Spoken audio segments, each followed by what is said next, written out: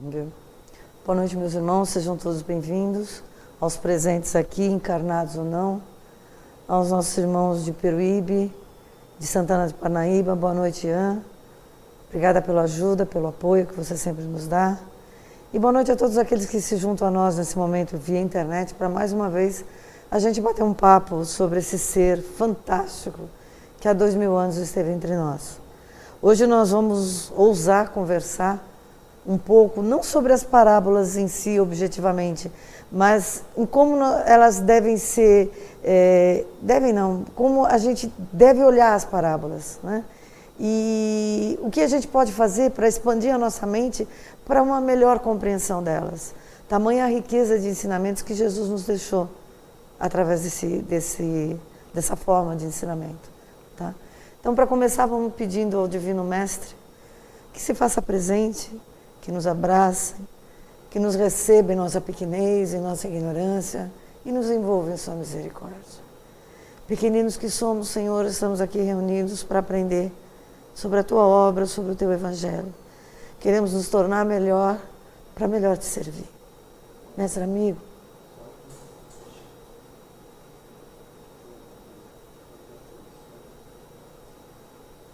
Mestre amigo, permite que os nossos mentores individuais estejam presentes, os mentores deste curso, os mentores desta casa, para que mais uma vez possam nos orientar e nos mostrar a melhor condução para a aula de hoje. E que a doce Senhora de Nazaré, a doce estrela, possa estar presente também, inundando nossos corações do mais puro amor de mãe. Se conosco, Mestre, agora e sempre. Tudo bem? Vamos lá. Então, o tema Parábolas de Jesus e suas maravilhas, quando aplicadas. A manifestação dele primeiro em Canaã e o dia que ele entrou na sinagoga de Genezaré e leu o livro de Isaías. Vamos lá. As profecias de Isaías sobre a chegada de Jesus. Isaías dos profetas foi o que mais chegou, o que mais falou sobre a chegada de Jesus. Por que esses seres, esses médiuns, conseguiam prever, conseguiam ter tantas sinalizações, tantas intuições sobre a chegada desse ser? Porque lembra, a gente já comentou isso, nós vamos comentar várias vezes ainda. A aproximação de Jesus para o planeta levou mais de 1000 anos. Então é exatamente nesse período de aproximação da energia de Jesus no planeta Terra que esses médiuns, já devidamente encarnados com essa missão, percebem a manifestação dessa energia e começam a falar sobre ela, porque já a conheciam da espiritualidade. Então, simplesmente, eles tomam consciência daquilo que eles já tinham aprendido na espiritualidade, recebem a intuição e começam a falar. Isaías é o principal profeta sobre a chegada de Jesus. Vamos ver o que ele fala. Mas a terra que foi angustiada não será entenebrecida. Envelheceu nos primeiros tempos a terra de Zebulon e a terra de Naftali.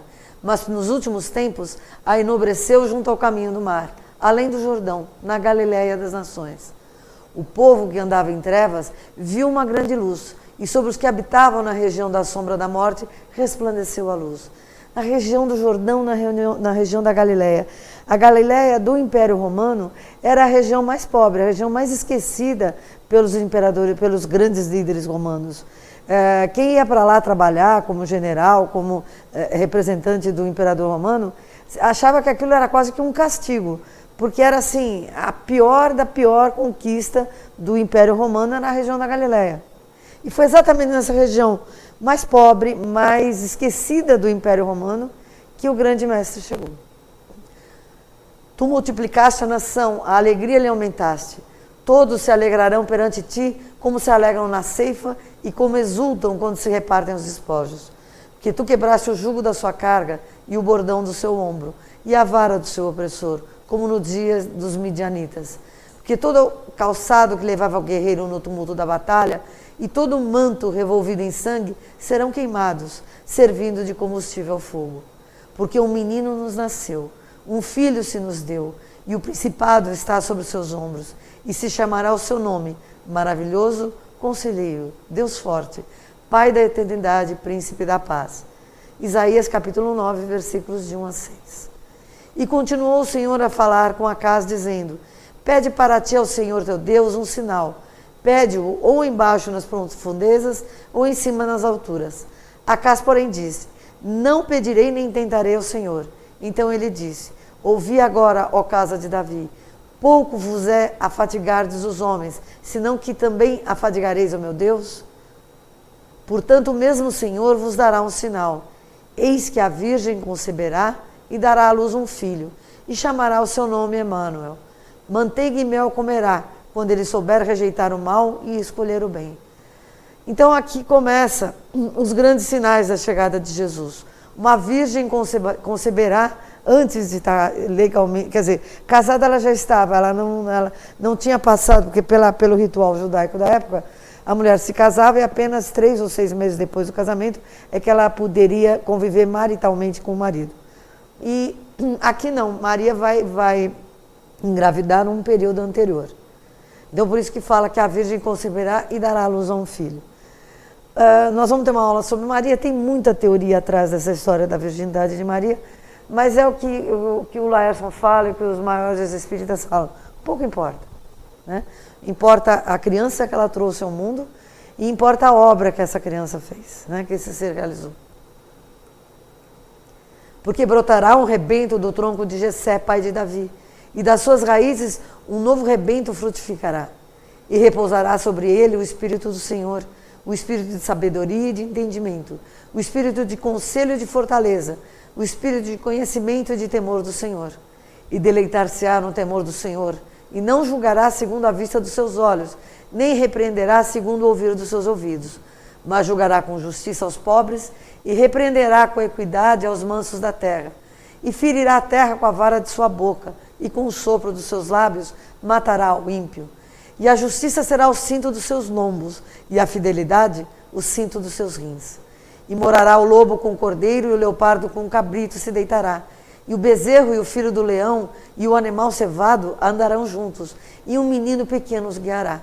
A vaca e a ursa pastarão juntas, seus filhos se deitarão juntos, e o leão comerá palha como o boi. E brincará a criança de peito sobre a toca da áspide, e a desmanda colocará a sua mão na cova do lagarto venenoso. Não se fará mal nem dano algum em todo o meu santo monte, porque a terra se encherá do conhecimento do Senhor, como as águas cobrem o mar. E acontecerá naquele dia que a raiz de Jessé, a qual estará posta por estandarte dos povos, será buscada pelos gentios, e o lugar do seu repouso será glorioso. E há de ser que naquele dia o Senhor tornará a pôr a sua mão para adquirir outra vez o remanescente do seu povo, que for deixado da Síria e do Egito, e de Patros e da Etiópia, e de Elã e de Sinar, e de Amate, e das ilhas do mar. Capítulo 11 de Isaías. Oi.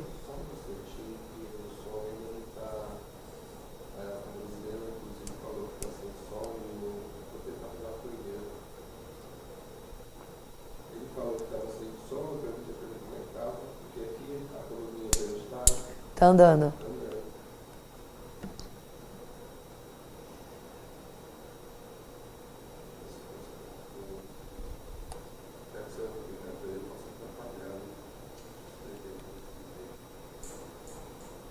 É, aqui tá ligado.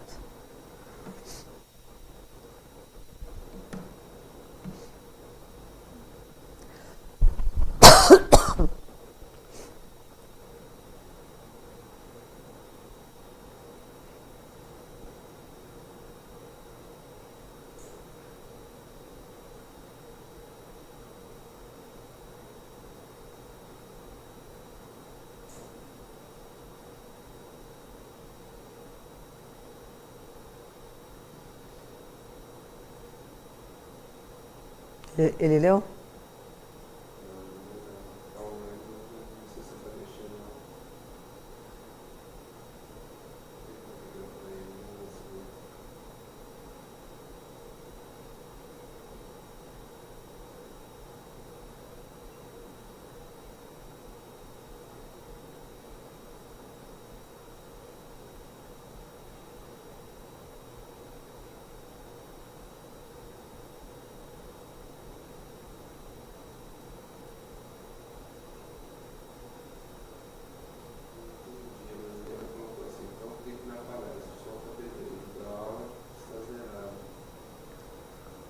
Como assim?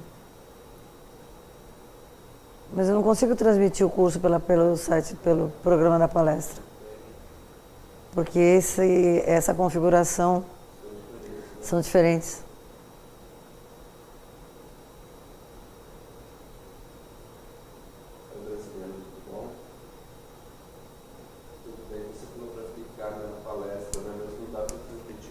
Não, por causa do computador dos slides. Ah, entendi. Entendi. Então, e o micro Tá normal. Não é porque tá normal. Tá? Porque assim. O problema é a transmissão. Na verdade, eu acho que a transmissão que ela tá falando é a coluninha verde aqui tá subindo, entendeu? Normal. Eu tô tentando falar com o Ian, ver se ele consegue ver o que pode ser. Porque aqui tá tudo normal. Tá bom? Tá, beijo, tchau. Ela falou que ela fez o teste para ver se não era lá. Uhum. E quando ela clica em palestra, tá funcionando. Quando ela clica na palestra, é porque a palestra já está gravada.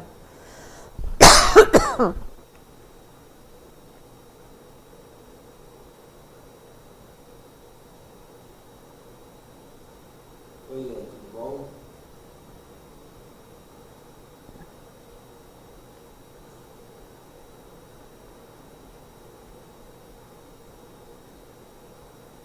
Ah, entendi. Tá, não, beleza. Ela vai continuar, então. Tá, beleza. Tá jóia, então, Ian. Abraço. O que ele falou? Tranquilo. Eu vou pedir para ela continuar aqui. Eu sei, é que hoje o dia é complicado, né? Esse monte De problema? de falta de combustível, não sei o quê.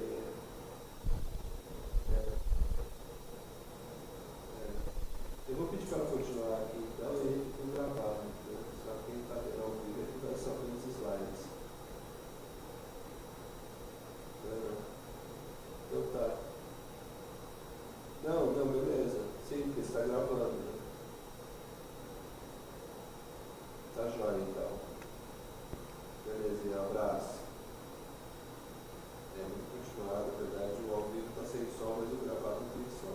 Tá, é melhor gravar aí também, porque da outra vez deu problema. No final eu vou salvar, né?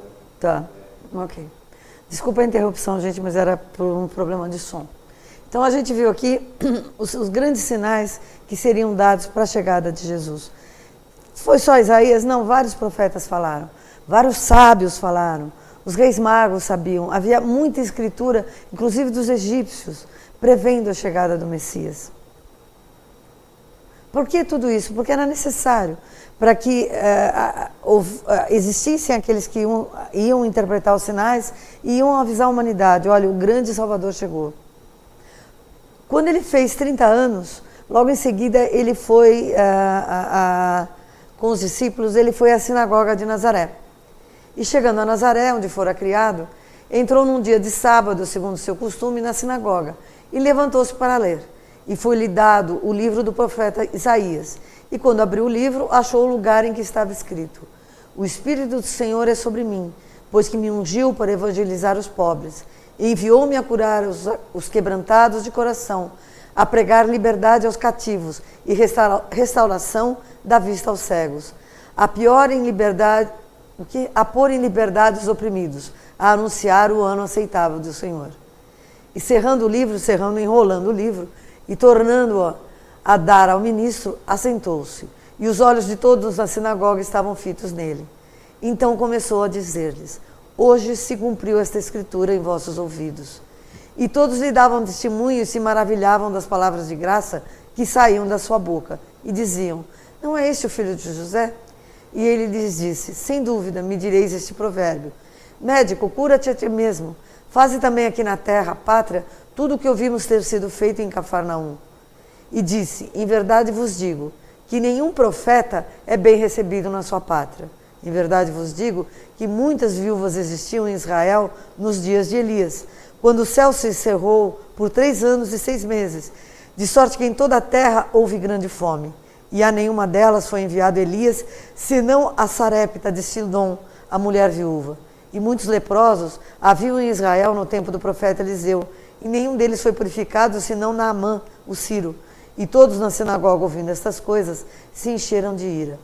E levantando-se, o expulsaram da cidade, e o levaram até o cume de um monte, em que a cidade deles estava edificada, e para dali o precipitarem.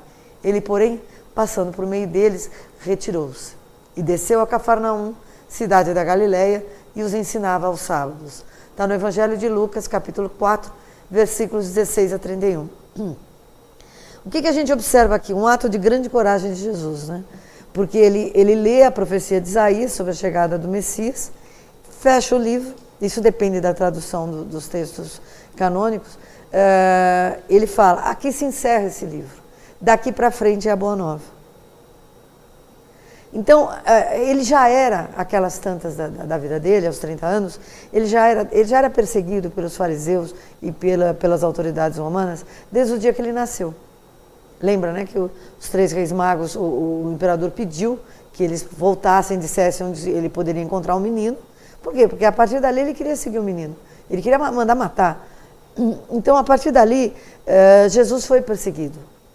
Para quê? Para juntar provas contra ele, para que um dia ele pudesse ser morto. Para que pudesse ser feita alguma coisa contra ele que o calasse. Né? E aqui nessa sinagoga foi a mesma coisa. Ele fala, essa profecia acaba de se cumprir, manda parar de estudar o Velho Testamento e prestar atenção no que ele está ensinando. Para eles aquilo foi a gota d'água. Então eles queriam jogar Jesus do pico de uma montanha, onde ficava a cidade de Nazaré. O que aconteceu? A espiritualidade envolve Jesus de uma tal maneira, num domo energético, numa cúpula energética, e Jesus passa por eles e eles não conseguem perceber. Quando eles vão perceber, Jesus já está longe. Então não conseguiram fazer nada com Jesus naquele... Por quê? Porque ele tinha um ministério de 3 anos a ser cumprido. Ele mal tinha começado a se manifestar. Ele tinha uma obra a ser construída. Então ali não era a hora, nenhum momento, dos fariseus ou das autoridades romanas conseguirem pôr a mão no corpo físico de Jesus. E ele começa a trabalhar. Aí ele vai para as bodas de Caná. Né? Ele é convidado para as bodas de Caná junto com a mãe dele. E ao 3º dia, fizeram-se umas bodas em Caná da Galileia. E estava ali a mãe de Jesus. E foi também convidado Jesus e os seus discípulos para as bodas. E faltando vinho, a mãe de Jesus lhe disse, não tem vinho. Disse-lhe Jesus, mulher, que tem vinho contigo? Ainda não é chegada a minha hora. Tem muito estudioso do Evangelho que fala, olha a forma que ele se dirige a Maria, a mãe dele. Mas isso era normal naquela época. Isso era uma forma de tratamento até carinhosa. Né? Não é como agora, como se a gente dissesse hoje para a nossa mãe, ou para alguma pessoa que tivesse algum relacionamento emocional com a gente. O que eu tenho a ver com você? Né? Se mete com a tua vida. Não, naquela época isso era normal. Então aqui não há nenhuma falta de respeito de Jesus com sua mãe. Mas mesmo assim ela pediu ajuda a Jesus, sua mãe diz aos serventes, fazei tudo quanto ele vos disser. E estavam ali postas 6 talhas de pedra para as purificações dos judeus. E em cada uma cabiam 2 ou 3 almudes, que é uma medida. Disse-lhe Jesus, enchei de água essas talhas. E encheram-nas até em cima. E disse-lhes, tirai agora e levai ao mestre-sala. E levaram. E logo que o mestre-sala provou a água feito vinho, não sabendo de onde viera, se bem que o sabiam os serventes que tinham tirado a água, chamou o mestre-sala ao esposo e disse-lhe, todo homem põe primeiro o vinho bom, e quando já tem bebido bem, então o inferior. Mas tu guardaste até agora o bom vinho. Jesus principiou assim os seus sinais em Caná da Galileia, e manifestou a sua glória, e os seus discípulos creram nele. Depois disso, desceu a Cafarnaum, ele, sua mãe, seus irmãos e seus discípulos, e ficaram ali não muitos dias. O que é interessante salientar aqui? Primeiro, como é que ele faz a transformação da água em vinho? Simples. Lembre-se, né, nas primeiras aulas a gente conversou, Jesus, um dos grandes engenheiros cósmicos, ele tem participação ativa na manipulação dos elementos para construção do planeta, do nosso planeta Terra. Fora isso, pela sua grandiosidade, pelo seu grau elevado de evolução, ele tem o comando sobre os elementais. Aqueles seres ainda não dotados de razão que governam, que manipulam a água, o ar, está faltando o fogo e o vento, né? Os 4 elementos fundamentais. Então, no que ele mexeu na água e mandou que a água tornasse vinho, o que aconteceu? Os elementais, em plano espiritual, fazem a transformação da água em vinho e fazem com que isso aconteça aqui também. Então, primeiro existe a transformação da água em vinho no plano espiritual, para que depois ela se concretize aqui. Por quê? Porque Jesus mandou. Um grande anjo do Senhor, o representante do governador planetário, fala: faz essa água virar vinho. Sim, senhor, é para já. Né? É que nem quando o doutor Adolfo manda a gente fazer alguma coisa, você não questiona, você faz.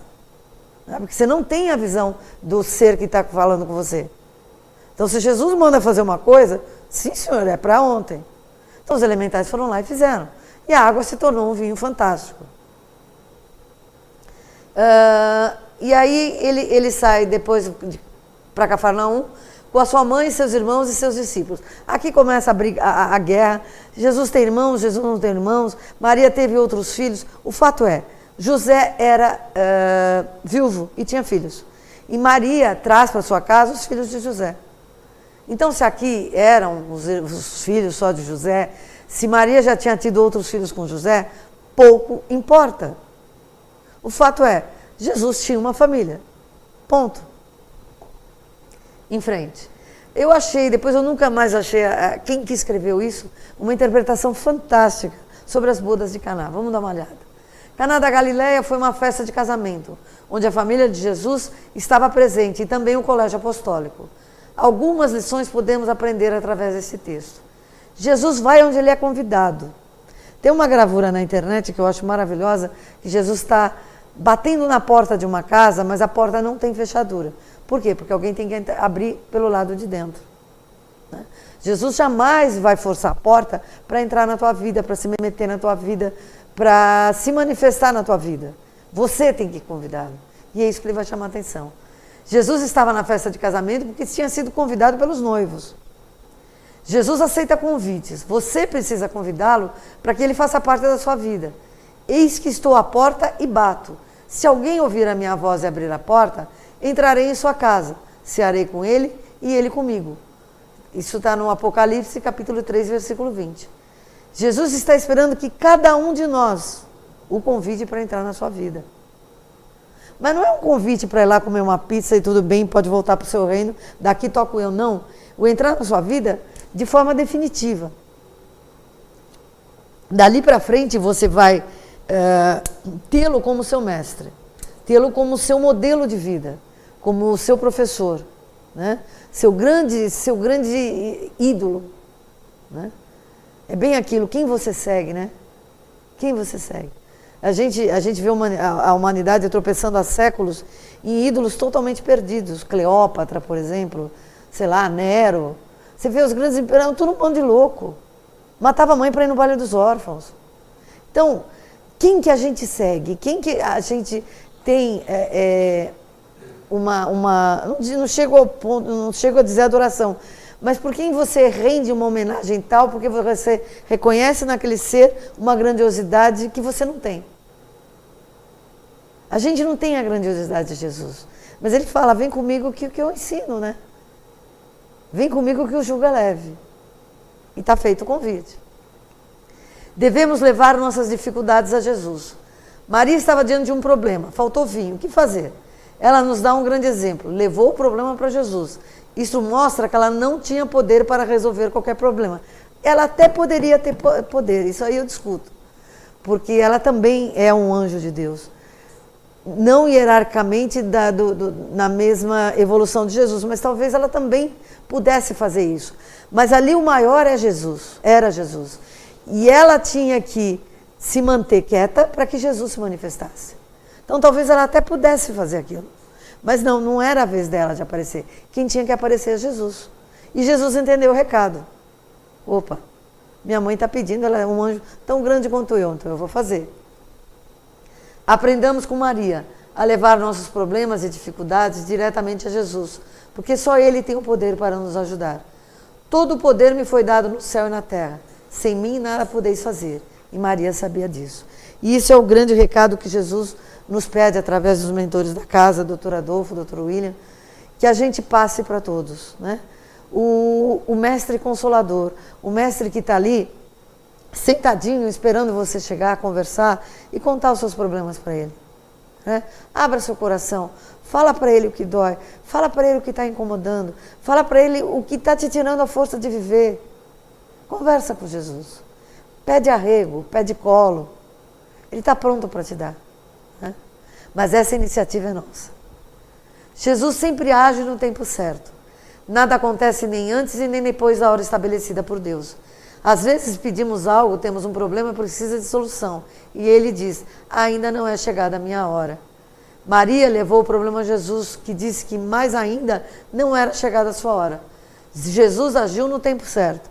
E é sempre assim. Minhas orações não são ouvidas, elas vão ser atendidas no tempo certo. Elas não são esquecidas, elas são ouvidas, mas às vezes depende de muita coisa, depende muito da nossa mudança, né? Da nossa perseverança na fé, da nossa mudança de atitude, de sentimento. E é isso às vezes que impede a concretização das nossas orações. Jesus prova e recompensa a fé. Tudo o que Jesus ordenou que os serventes fizessem, eles fizeram.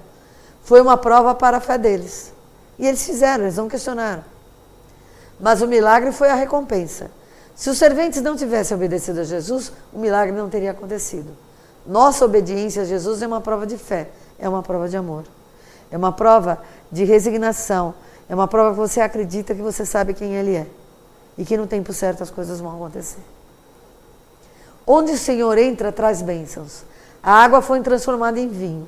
Todas as vidas e famílias que convidaram Jesus para fazer parte de suas vidas foram abençoadas, grandemente abençoadas. Viver sem Jesus é viver a vida do filho pródigo, é comer das bolotas que os porcos comiam, é um lixo. Ou seja, você não tem objetivo, você não sabe para onde vai, você não tem sentido, você não vê sentido na vida. Imagina se você não tiver uma fé num Deus, se você não acredita em Jesus, você vê tudo o que está acontecendo no mundo hoje, você vê os problemas que o nosso país está passando. Se você não tiver fé, você fala, você não tirou na cabeça. Você fala, isso aqui enlouqueceu, vou embora. Não é assim. A nau não perdeu o seu comandante, Jesus está no comando do planeta, nós temos os nossos guardiões, o país tem os seus guardiões, então nada está abandonado, nada está ao léu. Né? Nós é que temos que nos manter firmes na fé. Mas as pessoas têm facilidade em se acostumar a viver mal, infelizmente.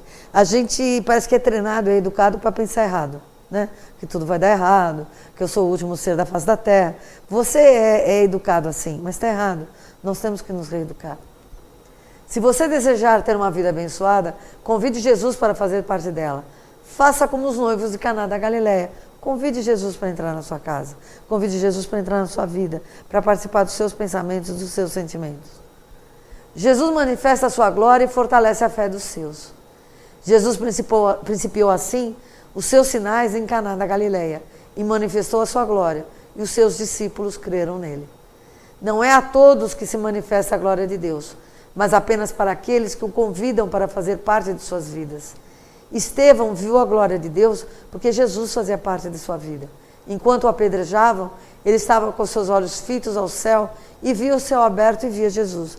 Estevão, o primeiro mártir do cristianismo, que foi perseguido por Saulo, antes dele se converter na estrada de Damasco, e que nada mais era que o seu futuro cunhado. Saulo tinha uma visão muito ortodoxa das leis de Moisés, de todo o Pentateuco, e ele perseguia os cristãos, os seguidores de Jesus, porque ele achava que Jesus era um louco, que ele tinha vindo para derrubar Moisés. E não era nada disso, era um erro de interpretação de Saulo. Então ele persegue Estevão, e quando ele consegue prendê-lo e o manda para apedrejamento, ele pega a noiva dele e vai e quer mostrar o grande feito que ele conseguiu. Mas Abigail já estava se convertendo ao cristianismo.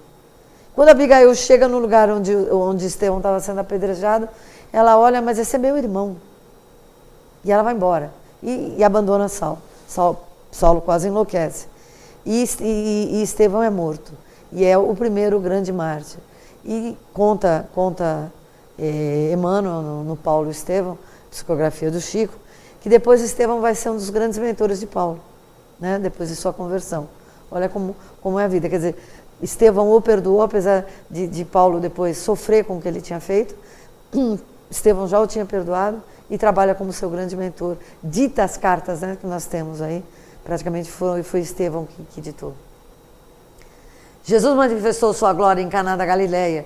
Os que ali estavam e acompanharam os acontecimentos foram fortificados na fé. Creram nele. Se você quiser ver a glória de Deus, entregue-se a ele.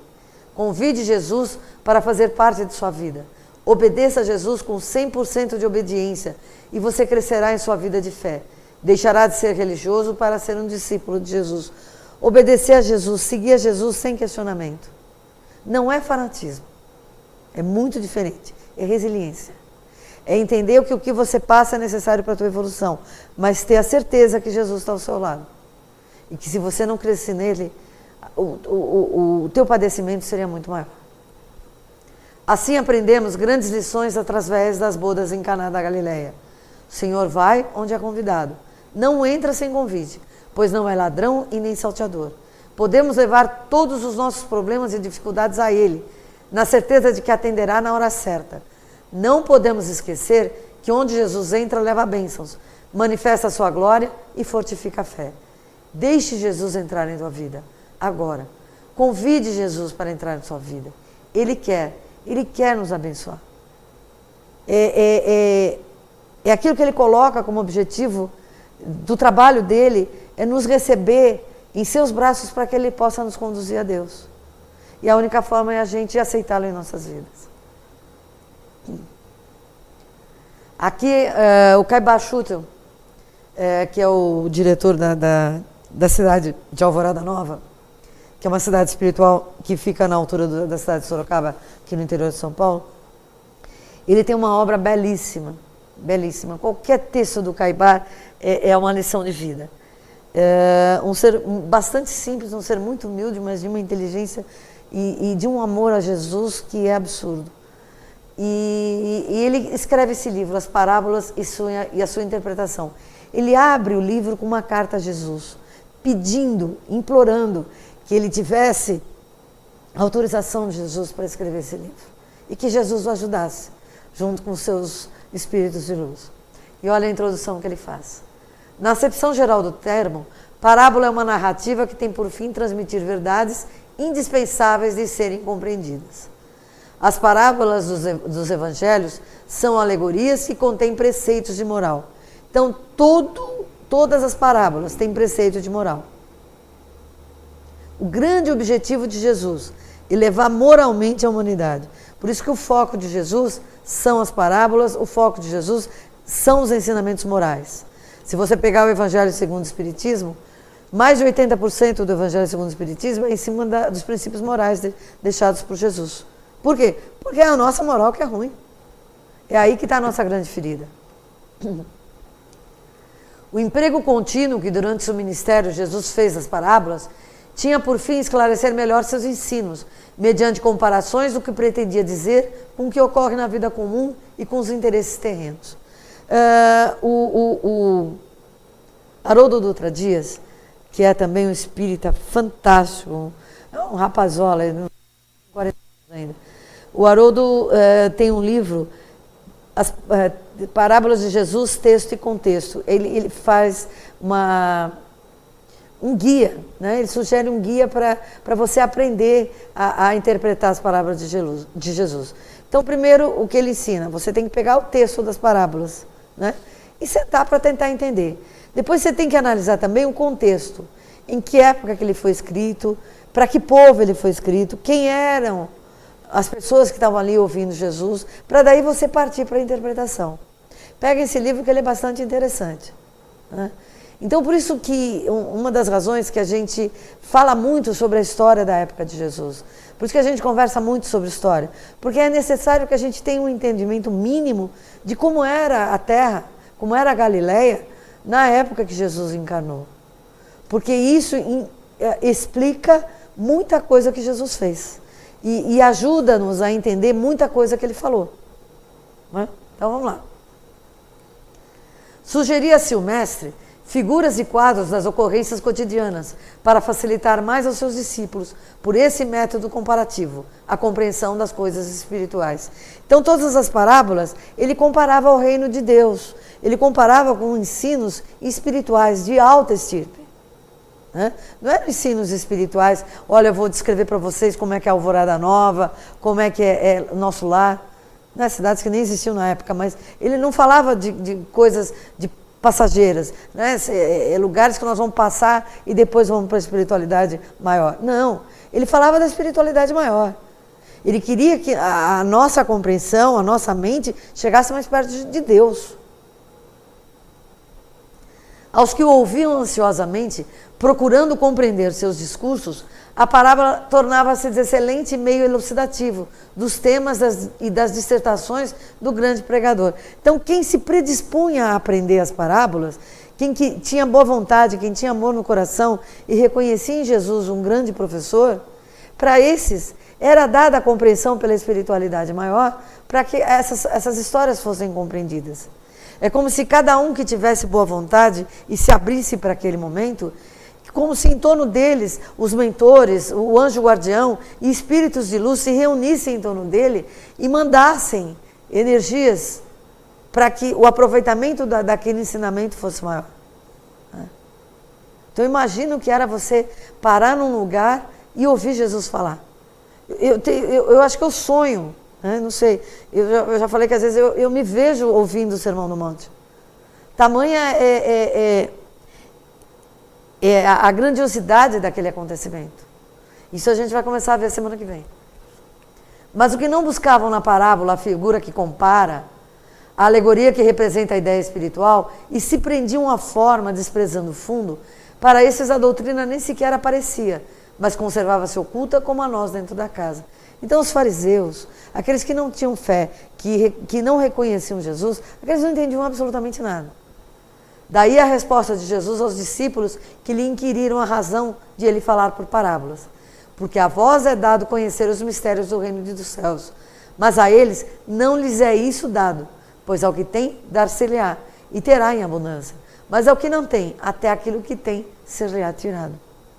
E não achem que isso se aplica só aos fariseus, se aplica a nós também. À medida no momento à medida que você vai adquirindo conhecimento, tenha na sua mente, tenha no seu coração que esse conhecimento não te pertence. Você tem um pouco mais de consciência porque você reflete a grandiosidade de irmãos maiores que te acompanham. Mas você não é dono desse conhecimento. Se você desvirtuar o seu pensamento, o seu coração, as suas atitudes, você vai perder esse conhecimento. E eu já vi isso acontecer. É triste de assistir. Por isso lhes falo por parábolas, porque vendo não veem e ouvindo não ouvem nem entendem. E neles se está cumprindo a profecia de Isaías que diz: certamente ouvireis e de nenhum modo entendereis, porque o coração desse povo se fez pesado e os seus ouvidos se fizeram tardos e eles fecharam os olhos, para não suceder que vendo com os olhos e ouvindo com os ouvidos, entendam no coração e se convertam e eu os cure. Então, enquanto não houvesse amor no coração desses seres, não houvesse boa vontade, não haveria como eles entenderem as parábolas.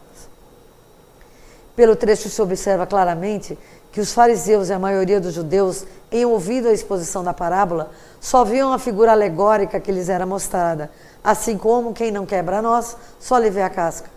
Ao passo que com seus discípulos não acontecia a mesma coisa. Eles viam e ouviam o ensino, o sentido espiritual que permanece para sempre.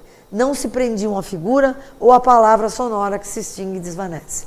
E pelo contrário, quando eles não entendiam, eles chamavam Jesus após a conversação sobre a parábola e interrogavam Jesus sobre o ensinamento. E Jesus voltava a conversar com eles sobre as parábolas. Peguem a Boa Nova do Chico, ditado pelo irmão X, que é Humberto de Campos, e vejam quantas vezes Jesus chama, ou os discípulos chamam o mestre para conversar. Escuta, nós não estamos entendendo. De modo que os fariseus ouviam, mas não ouviam. Viam, mas não viam. Porque uma coisa é ver e ouvir com os olhos e ouvidos do corpo. Outra coisa é ver e ouvir com os olhos e os ouvidos do espírito. Em outros termos, os fariseus ouviam, mas não escutavam. Viam, mas não enxergavam.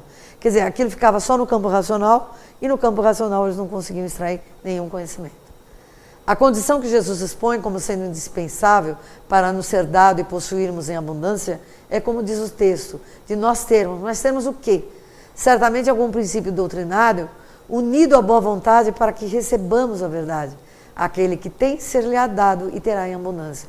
Isso chama-se amor, isso chama-se respeito, isso chama-se fé, isso chama-se reconhecimento de quem é Jesus.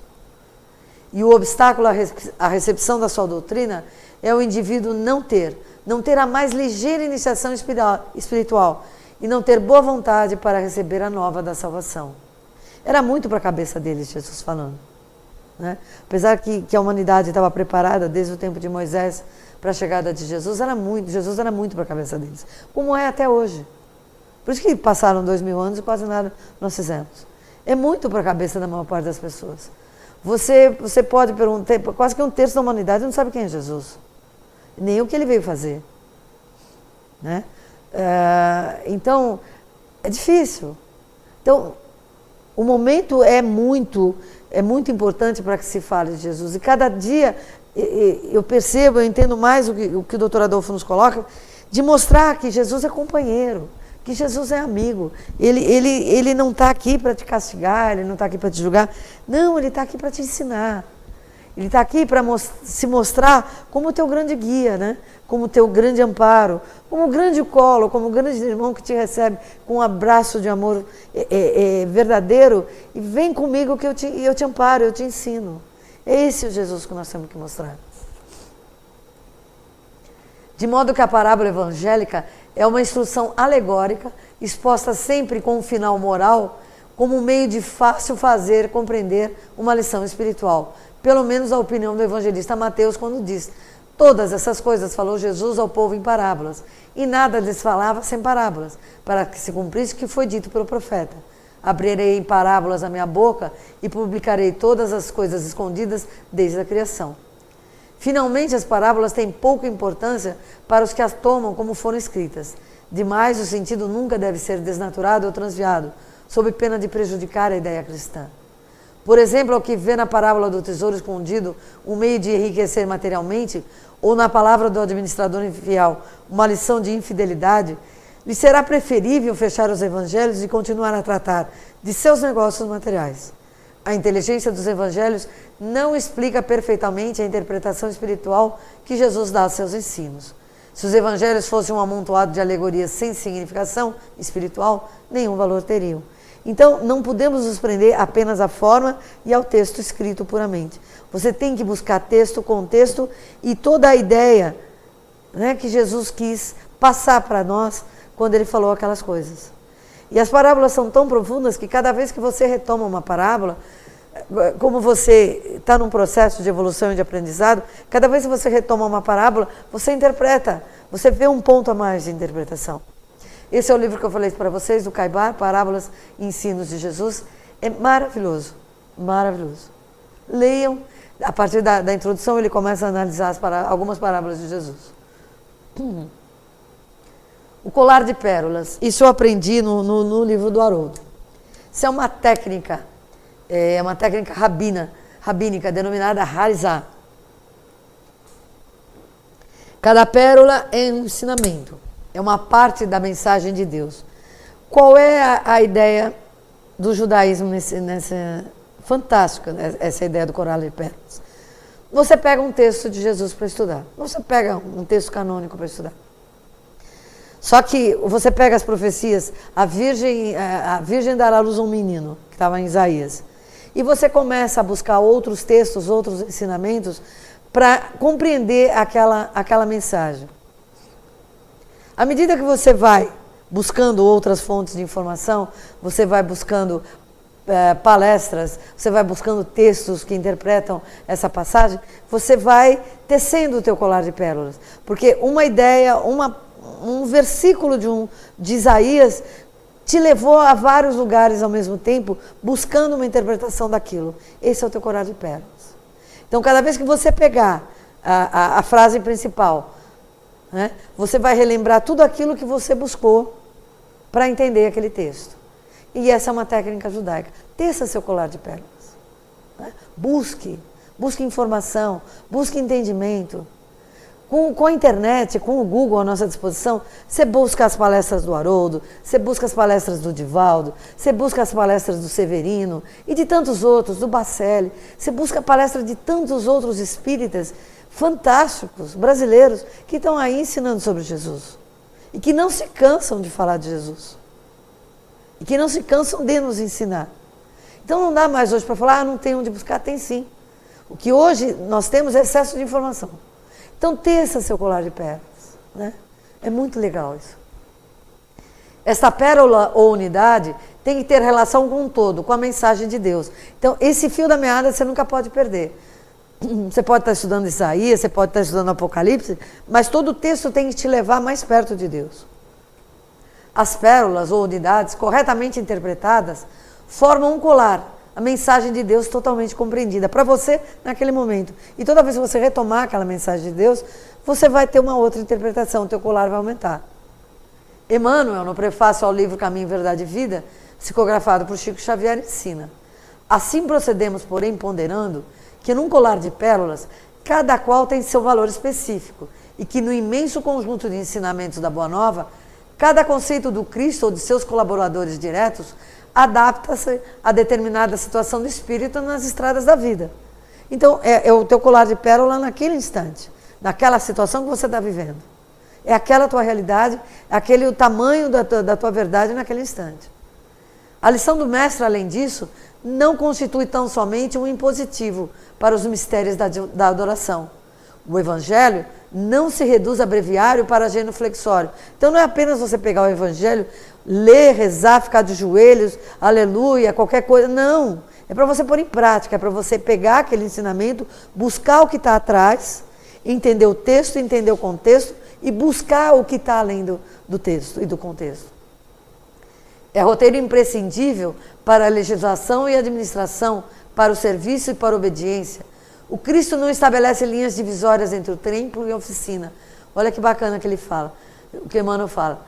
O Evangelho de Jesus é roteiro imprescindível para a legislação e a administração. Se hoje nós tivéssemos os povos com legislação e administração em cima dos conhecimentos deixados por Jesus em seu Evangelho, nós não estaríamos passando o que o mundo está passando hoje, inclusive o nosso país. Nós estaríamos séculos na frente, séculos. Mas nós ainda somos muito ignorantes. Nós ainda temos que quebrar a cabeça e aprender muita coisa para que a gente possa caminhar. Toda a terra é seu altar de oração e seu campo de trabalho ao mesmo tempo. Por louvá-lo nas igrejas e menoscabá-lo nas ruas, é que temos naufragado 1000 vezes por nossa própria culpa. Ou seja, porque a gente só lembra dos ensinamentos de Jesus na casa de oração. Botamos o pé para fora, voltamos a ser aquela coisa encardida, cheia de problemas, cheia de nó, e que não quer sair daquela situação. Busque sair do nó que você se enfiou. Busque sair dos seus problemas. Resolva seus problemas. Busque em Jesus o seu auxílio. Ele traz, ele vem, ele te mostra. Todos os lugares, portanto, podem ser consagrados ao seu serviço divino. Então, o consagrado é o teu corpo. Faça do teu corpo o templo de Jesus. Para que ele possa te encontrar, olhar para você a qualquer minuto, a qualquer tempo. Você não precisa tomar banho e trocar de roupa antes de falar com ele. Que você esteja puro e limpo 24 horas por dia. Esse é o objetivo do Evangelho de Jesus. Que você possa se limpar, que você possa se reconstruir e você possa se mostrar ao Mestre como você realmente é. Mas limpo, né? Curado. Vamos. Formas de ensino usadas por Jesus. Nossa, sentar com ele numa roda e bater papo é o sonho da vida. Para que os homens entendessem a boa nova, o que ele usava? Os sermões. como do monte. E nós vamos ver os 4 sermões de Jesus. A gente, há uns 2 ou 3 anos atrás, a gente só analisava o Sermão da Montanha. Aí eu peguei um livro do Caibar, exatamente falando... Eu peguei uma passagem do Caibar, eu não consegui achar depois da passagem, onde ele comenta, não adianta só analisar o Sermão do Monte, tem que analisar os 4, na ordem em que eles foram falados. Porque cada um deles traz uma mensagem diferenciada e eles se completam. Então, desde o ano retrasado, se eu não me engano, a gente faz os 4 sermões. E é isso que a gente começa a fazer semana que vem. Os milagres, que são sinais de verdade, essa é uma das ideias comuns. Nós vamos analisar no final do curso, praticamente a última aula, os chamados milagres de Jesus. Porque ele fez e como ele fez. Quando a gente chegar lá, vocês vão ter tanto conhecimento, tanta indicação do que estudar e como analisar, vocês vão falar, mas era só isso? Era. As parábolas. Essa forma de ensino era empregada pelos rabis e está registrado no Talmud, do termo hebraico que significa aprender, código fundamental da lei civil e canônica do judaísmo rabínico. As parábolas de Jesus são uma forma didática usada no discurso que também foi usada por Platão e Aristóteles, vem do grego parabole, que quer dizer comparação. Então, Platão e Aristóteles também usaram isso. Não é à toa que eles são precursores de Jesus. O que eu quero dizer, precursor de Jesus? Seres de luz, amigos do Mestre, que reencarnaram para preparar seu caminho. Não chegaram aqui no susto, não falaram e não fizeram o que fizeram por nada, não. Eles tinham preparo, tinham intuição e tinham comprometimento com a obra de Jesus para fazer o que fizeram. Abrange 1/3 do material contido nos evangelhos. 1/3 do texto, reunindo todos os evangelhos, são parábolas. E todas elas contendo ensinamento moral. Nelas estão embutidos o modo de atuação das leis da criação e o caminho que o ser humano deve trilhar dentro delas. Transmitem a verdade de Deus de uma forma que os ouvintes pudessem assimilar com facilidade, caso abrissem seu coração para ela. Por que podiam assimilar com facilidade? Porque eram histórias do cotidiano deles. Quando ele falava com agricultores, ele usava figuras que se assemelhavam ao trabalho do agricultor. E assim por diante. Dependendo da plateia, ele usava a linguagem que mais fosse acessível àquela plateia para que ele pudesse passar o ensinamento. Eu imagino o esforço desse ser para fazer uma coisa dessas. Porque não esqueçamos que Jesus é um ser 15 bilhões de anos-luz em evolução à nossa frente, com um conhecimento que nós não temos hoje capacidade de entender o que ele já sabia há 2000 anos atrás. Imagina tentar entender o que ele sabe hoje. Então, o esforço que ele tinha que fazer para pegar aquelas grandes verdades que ele recebeu de Deus e colocar numa mensagem simples, pequena, né, para ensinar a gente. O esforço de amor que esse ser faz. Porque não é duro, não é fácil conversar com a gente, não. A gente é cabeça dura, a gente é vaidoso, a gente se acha coitado. Então, tem que ter muita paciência com a gente. Muita paciência. Falei uma vez no doutorado, eu reclamava tanto. Falei, não sei como é que o senhor tem tanta paciência comigo. E deu risada. Mas é verdade. A gente é tão difícil, às vezes, que você olha para aqueles seres de luz, para os mentores, fala, cara, eles continuam investindo em você. Nós temos que investir neles, né? Nós temos que investir em Jesus, pedir para ele entrar na nossa vida, né? Para que essas coisas sejam remodeladas, para que você possa crescer e você possa aprender cada vez mais. Foi o método favorito de ensino de Jesus. Ele preferia falar das coisas como elas eram, seriam e poderiam ser, ao invés de instruir seus discípulos em como resolver um problema. Ele não resolvia os problemas para ninguém, nem para Pedro, nem para João, não. Ele dava ensinamento para que eles parassem para pensar e eles mesmos resolvessem os problemas. Ele não poderia ter ensinado a teoria da relatividade para nós? Lógico. Eu já conhecia mecânica quântica, física quântica, né? Se ele ajudou a construir o planeta, ele sabe todas as leis que regem a matéria. Então, para ele ensinar coisas que nós ainda não sabemos, para ele era tranquilo. Ele poderia ter feito aquilo? Poderia, mas ele estaria desrespeitando à lei de evolução que nós estamos sujeitos. Ele tinha que respeitar o nosso nível de evolução. Ele respeitou. Então ele falou no nosso nível de linguagem. Ele fala até hoje no nosso nível de conhecimento, que ainda é muito pequeno. Raramente as interpretava. Preferia que os discípulos procurassem interpretá-las por si mesmos. Mas se eles pedissem ajuda, Jesus ajudava. Dessa forma, os fariseus não entendiam o que Jesus falava, pois procuravam dissecar suas palavras com raciocínio, ao invés de sorvê-las com a intuição. Então ficavam perdidos, pior que cachorro em dia de mudança. Então eles não conseguiam entender absolutamente nada, e quando interpretavam quase tudo errado. Seus outros ouvintes, ao contrário, compreendiam perfeitamente o que ele procurava transmitir. Aos corações honestos, essas histórias ilustrativas trariam mais luz, aos orgulhosos e rebeldes criariam mais confusão. Era o que ele falava, eu não falei para todo mundo. Quem tiver olhos para enxergar, enxergue. Sendo assim, suas parábolas oferecem um convite aberto para que cada geração as use e as possa interpretar, porque cada geração tem um nível de evolução, tem um nível de desenvolvimento mental. Então é importante você sempre retomar o estudo das parábolas de Jesus. É sempre importante você retomar o estudo de Jesus, né? Seja em que tópico for, em que passagem for, de qualquer forma, é sempre importante você retomar o estudo sobre Jesus. Em Marcos capítulo 4, versículos 11 e 12, Jesus diz por que falava com as pessoas dessa forma. Novamente, a vós é dado saber os mistérios do reino de Deus, mas aos que estão de fora, todas essas coisas se dizem por parábolas, para que vendo, vejam e não percebam, e ouvindo, ouçam e não entendam, para que não se convertam e lhes sejam perdoados os pecados. Porque eles não tinham condição ainda de ouvir o que Jesus estava falando. Eles não estavam no ponto de conversão. Eles precisavam ter um processo anterior para que a intuição deles se abrisse. Eles tinham que ter amor no coração, eles não tinham. Eles tinham formas, rituais, mas eles não tinham amor.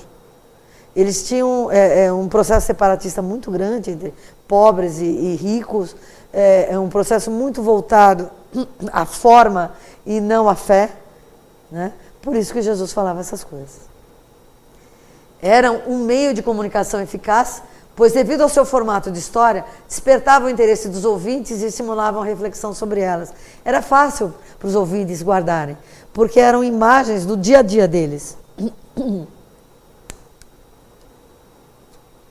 Elas falavam de aspectos comuns do cotidiano das pessoas. Continham suspense, tramas simples, contrastes fortes, conflitos e desfechos inesperados. Quer dizer, Jesus prendia a atenção do povo de uma forma fantástica. Uma parábola é uma forma de discurso, ou uma história ou um dito para ilustrar uma lição que se deseja ensinar. Pelas técnicas de hoje de ensino e de discurso, é a técnica mais difícil a ser usada. E Jesus a usou com maestria. E nenhum ser até hoje, nem no Velho Testamento, nem depois de Jesus, usou a parábola com tanta grandiosidade, com tanta profundidade. A parábola verídica é uma ilustração da vida real e seu ensinamento é universalmente reconhecido. Parábolas, na forma de histórias, referem-se a um evento que ocorreu no passado e que se centralizam numa só pessoa. E Jesus usava todo esse conhecimento, né, para construir as parábolas dele. As ilustrações são histórias que projetam um exemplo que deve ser imitado. As parábolas também se referem a ditos, sapiências breves, que talvez tenham circulado como provérbios nos dias de Jesus. Médico, cura-te a ti mesmo, que era o que os fariseus falavam para Jesus. Por que você não se cura? Mas se curar do quê, meu Deus? O cara é perfeito. Ele não tinha nada, ele não tinha doença. Os doentes éramos nós. Jesus não é o autor do gênero literário parabólico, embora com ele as parábolas sejam sui generis em criatividade e objetividade. As parábolas já existiam no Velho Testamento. Os eruditos alistam cerca de 11 parábolas nos escritos canônicos. Os hebreus eram grandes contadores de história. Era natural que as parábolas viessem a fazer parte dos escritos sagrados e comentários daquele povo. Então Jesus não inaugurou nada. Ele só usa um método com maestria. Os escritos rabínicos contêm excelentes parábolas. Uma delas nos informa a razão pela qual Abraão é chamado de a rocha de que fostes cortados. Isso está no capítulo 51, versículo 1 de Isaías. Jesus, de fato, emprega as metáforas correntes, na sua maioria procedentes do Velho Testamento, e que estavam na boca de todos, mas nunca compôs alegorias. Nem em toda a literatura intertestamentária do judaísmo antigo, nem nos escritos essênios, nem em Paulo, nem mesmo na literatura rabínica, achamos algo que possa ser posto em paralelo com as parábolas de Jesus. Tamanha grandiosidade de conhecimento, tamanha profundidade e tamanho o efeito que ela faz sobre as pessoas. Nós vamos analisar um pouquinho isso um pouquinho mais para frente. Esse outro ser chamado Ellen White, ela viveu nos Estados Unidos, ela já desencarnou. Ela não é espírita, ela é evangélica. Leiam a história dela, é bastante interessante. Praticamente toda a obra dela está disponível na internet em português. Ela tem até um aplicativo que você instala no teu telefone, no teu iPad, para você ler os livros dela. E ela tem um amor, uma dedicação à obra de Jesus, como poucas vezes eu vi na minha vida. E os textos dela, lógico, tirando algumas coisas que o Espiritismo não concorda com a visão evangélica, são de uma manifestação de fé e de uma compreensão da grandiosidade da obra do Mestre e da grandiosidade do ser que se manifestou há 2000 anos atrás, que vale muito a pena buscar os textos dela em muitos ensinamentos de Jesus. Então, eu reuni aqui as ideias principais que ela faz na introdução desse livro Parábolas de Jesus. No ensino de Jesus por parábolas, é manifesto o mesmo princípio de sua própria missão ao mundo. Para que pudéssemos familiarizar-nos com sua vida e caráter divinos, tomou Jesus nossa natureza e habitou entre nós. Olha que fantástico. Para que a gente pudesse começar a compreender quem é Deus, ou o que é Deus, né? E a grandiosidade do Pai, Ele se faz criança e habita entre nós. A divindade foi revelada na humanidade, a glória invisível na visível forma humana. Então, em nenhum momento, simplesmente por encarnar como um ser humano, ele abandonou a sua divindade ou deixou de lado todo o seu conhecimento e toda o seu amor e representação de Deus na Terra. Em nenhum momento. Se a gente buscar os textos de quando ele era criança, em nenhum momento, nem na infância dele. Os homens podiam aprender do desconhecido pelo conhecido. Coisas celestiais foram reveladas pelas terrenas. Deus se revelou na semelhança do homem. Ele foi o ser que mais trouxe Deus perto da humanidade. Simplesmente com uma frase: Deus é Pai. Para pensar. Até ali, a visão que nós tínhamos de Deus era de um Deus que castigava, de um Deus que estava de olho em você. Eu vou pegar você ali na esquina. Não. Ele vem falar: Deus é Pai. E eu sou o caminho, a verdade e a vida para te conduzir ao Pai. Então não é mais aquele Deus que castiga, é aquele Deus que te ensina, é aquele Deus que te perdoa, é aquele Deus que te recebe como filho, assim como ele recebe Jesus. Não que a gente não vá responder pelos nossos erros, não que a gente não tenha que se melhorar, temos, né? Mas ele é Pai, então ele não vai te fazer mal. Assim era nos ensinos de Cristo, o desconhecido era ilustrado pelo conhecido, verdades divinas por coisas terrenas, com as quais o povo estava mais familiarizado. Diz a Escritura: tudo isso disse Jesus por parábolas à multidão, para que se cumprisse o que fora dito pelo profeta que disse: abrirei em parábolas a boca, publicarei coisas ocultas desde a criação do mundo. As coisas naturais eram veículo para as espirituais. Cenas da natureza e da experiência diária de seus ouvintes eram relacionadas com as verdades das Escrituras Sagradas. E esse raciocínio, inaugurado por Jesus, é o raciocínio que Emmanuel usa em todo o seu processo de evangelização espírita do Brasil. Ele usa a natureza e interpreta a natureza para que nós consigamos chegar com a nossa razão às leis divinas, às manifestações de Deus na Terra. Mesma coisa que Jesus fez. Guiando assim do reino natural para o espiritual, são as parábolas de Jesus. Elos na cadeia da verdade que une o homem a Deus e a terra ao céu. E esse grande elo é Jesus. Se nós não o compreendermos, ou não tentarmos compreendê-lo e não o buscarmos, nós não vamos conseguir fazer parte desse elo que une a terra ao céu, que une a humanidade a Deus. Nós continuaremos longe de Deus. E não é para isso que ele veio à terra. Exatamente o contrário. Para fortalecer esses elos e falar, moçada, acorda. Deus é Pai. Segura na minha mão, eu levo vocês até Ele. É tão fácil, né? Tão fácil que a gente não faz. As coisas naturais eram veículo para as espirituais. Cenas da natureza e da experiência diária de seus ouvintes eram relacionadas com as verdades das Escrituras Sagradas. Guiando assim do reino natural para o espiritual, são as parábolas de Jesus, elos na cadeia da verdade que une o homem a Deus e a terra ao céu. Em seus ensinos da natureza, falava Jesus das coisas que suas próprias mãos haviam criado e que possuíam qualidades e faculdades que ele próprio lhes havia comunicado com a anuência de Deus. Porque Jesus não inventou nada. As leis, a manipulação de tudo que ele fez para que fosse criada a terra, ele fez seguindo as leis de Deus. Ele fez seguindo o plano de Deus para a criação do planeta. Ele não inventou nada. Em sua perfeição original, eram todas as coisas criadas a expressão do pensamento de Deus. As lições objetivas de Deus não são obliteradas. Quando bem compreendida, a natureza fala de seu Criador. É que a gente não sabe olhar para a natureza e entender a manifestação do Criador na natureza. Né? Por que que tem placas tectônicas? Por que que às vezes chove demais? Né? Porque o planeta precisa ser limpo. Porque nós sujamos o planeta. Os nossos pensamentos, os nossos sentimentos sujam o planeta. A natureza precisa manter esse planeta. Nós não somos tão bons que podemos destruir o planeta, não. O planeta vai sobreviver, gente. Nós é que talvez não consigamos retornar ao planeta na próxima era. Nos dias de Cristo, essas lições haviam sido perdidas de vista. Os homens tinham quase cessado de reconhecer a Deus em suas obras. A natureza pecaminosa da humanidade atiraram um véu sobre a bela face da criação. E em vez de revelarem a Deus, suas obras tornaram-se o obstáculo que o ocultavam. Os homens honraram e serviram mais a criatura do que o Criador.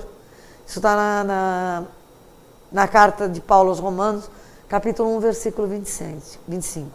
Dessa maneira, os pagãos, em seus discursos, se desvaneceram e o seu coração insensato se obscureceu. Olha que loucura. Né? Por isso que Jesus teve que vir. Por isso que vários amigos de Jesus, depois da sua passagem, também reencarnaram. Porque nós não entendemos a obra de Jesus. Nós não aprendemos as lições. Então, os amigos dele voltaram a encarnar. Kardec veio para reestudar todo o Evangelho de Jesus. Pela ótica espírita, pela ótica de uma nova forma de pensamento que ele trouxe à humanidade, que já estava se manifestando por orientação dos espíritos, e que ele organiza todo o conhecimento para que a gente possa entender. Né? Ainda bem que era o ser tão inteligente que é. Não somente a natureza, mas o serviço sacrificial e mesmo as Sagradas Escrituras, dados todos para revelar a Deus, foram tão truncados que se tornaram um meio de ocultá-lo. Quer truncar mais do que ficar discutindo se Maria era virgem, se Jesus tinha irmãos, se isso, se aquilo, uma série de coisas que não interferem no ensinamento de Jesus. Então, a gente não pode deixar perder o fio da nossa fé e a nossa busca de Jesus e de Deus por essas coisas que não interferem na obra que Jesus deixou. Qual era o relacionamento de Jesus com Madalena? Não sei, não me interessa. Eu sei que Madalena foi uma grande discípula de Jesus. Ensinou muito, aprendeu muito, ensinou muito. E Jesus veio buscá-la no dia que ela desencarnou. Quer coisa melhor? Ser recebida pelo Mestre na espiritualidade? Meu Deus, socorro. Então ficam criticando. Não interessa. Ela foi recebida por Jesus. Ele veio buscá-la à beira do lago de Genezaré. Agora você pode vir comigo. Agora eu posso levar a tua alma. É um dos últimos capítulos do Boa Nova. Então, isso é importante. a transformação que ele fez no coração desse ser, que nós chamamos de Madalena, a purificação que ele fez na alma desse espírito, né? A grandiosidade da obra dela e de tantos outros que Jesus trabalhou. Isso é que tem que ser reconhecido de Jesus, o que ele faz. Que ele fez, quem era ele em termos carnais, pouco importa.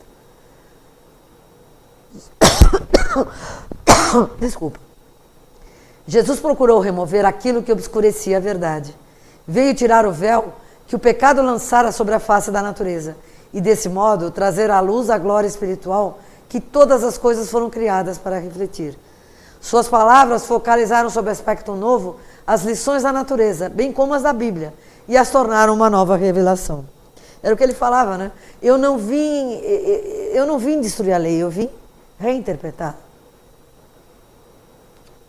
Ele veio cumprir e veio reinterpretar todo o Pentateuco deixado por Moisés. Porque era a orientação de Deus para que ele fizesse isso. E ele faz. Por quê? Porque ele tinha grandiosidade, conhecimento, evolução e tinha como orientação, como orientador, o próprio Deus. Então, melhor do que isso, só Deus, né? Mas o planeta não aguenta Deus aqui perto. As palavras de Jesus estão cheias de consoladoras afirmações e são próprias para fortalecer a confiança em Deus. Tão ampla era a visão que Jesus tinha da verdade, estão extensos os seus ensinamentos, que cada aspecto da natureza foi utilizado para ilustrar verdades. As cenas sobre que os olhos descansam cotidianamente foram todas relacionadas com alguma verdade espiritual, de modo que a natureza está revestida das parábolas de Jesus. No Sermão do Monte ele vai falar: olhai os lírios do campo, não tecem. Olha para os pássaros do céu. Nem Salomão, né, nas suas mais altas vestes, consegue se vestir tão belo quanto eles. Então, se Jesus cuida das plantas, se Jesus cuida das aves do céu, por que ele não cuida da gente? Por que o Pai não cuida da gente? Lógico que cuida. A gente que é descuidado. Na primeira parte do seu ministério, fala Cristo ao povo com palavras tão simples que todos os seus ouvintes podiam compreender as verdades que os tornariam sábios para a salvação. Mas em muitos corações a verdade não se enraizara e logo foi tirada. Por isso lhe falo por parábola, porque eles vendo não veem e ouvindo não ouvem, nem compreendem. Eu sou chata, por isso que eu fico batendo nessa mesma passagem. Porque muitas vezes a gente não tem olhos para enxergar, nem ouvidos para ouvir o que a gente ouve. Muitas vezes você ouve, os mentores te dão uma orientação, e é igual o desenho animado, entra por um ouvinte, por um ouvido, sai pelo outro, você fala, mas era para mim? Lógico que era, seu tonto. Né? Voltando a uma passagem de Divaldo que eu amo, Divaldo conta, dando risada,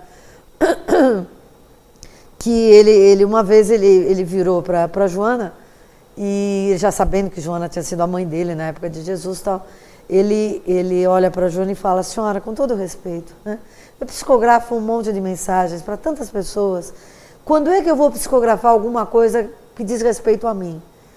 Que Joana baixou os olhos, parece que fez uma oração, levantou, olhou para ele: filho, todas as mensagens são para você. Então, a gente não perca a oportunidade de aprender, porque toda vez que Jesus ou os mentores estão ensinando alguém, eles estão ensinando a você também. Porque a carapuça serve para todo mundo. Né? Nenhum de nós nasceu aqui de asinha e cachinhos dourados. Nós não vamos sair daqui voando para a eternidade. Não, nós vamos sair daqui para entrar na fila para reencarnar. Então, gente, aproveite toda a oportunidade de ensinamento. Então, tenha ouvidos para ouvir, tenha olhos para ver. Sempre. Desentope, joga as escamas fora. Ora, estuda, pede ajuda. Senta no colo de Jesus e fala o que está te incomodando. Jesus desejava despertar a indagação. Procurou despertar os indiferentes e impressionar-lhes o coração com a verdade. O ensino por parábolas era popular e atraía o respeito e a atenção, não só dos judeus, mas também dos de outras nações. Ele não poderia haver usado método de ensino mais eficaz. Se seus ouvintes desejassem o conhecimento das coisas divinas, poderiam compreender as palavras, pois estava sempre pronto para explicá-las ao inquiridor sincero. Aquele que era sincero e ia buscar a ajuda de Jesus para entender alguma passagem, Jesus largava tudo e ia ensinar. Ele não se cansava. Eu falo, esse ser não dormia. Eu acho que, para mim, ele não dormia, ele entrava em oração. O corpo dele ficava, ele desdobrava, o corpo dele descansava e ele ia trabalhar, porque não pode ser. A grandiosidade desse ser é indescritível. O conhecimento, o comprometimento com a nossa raça adâmica é de um amor infinito, é de uma misericórdia que sabe, não tem medida. Ultrapassa qualquer tamanho de grandeza que você queira aferir. Não dá. O cara está lá, passados 2000 anos, a gente batendo a cabeça, e ele está lá do nosso lado falando, vem, eu sou o caminho, a verdade, a vida. Vem comigo, o jugo é mais leve. Mas os tontão aqui não.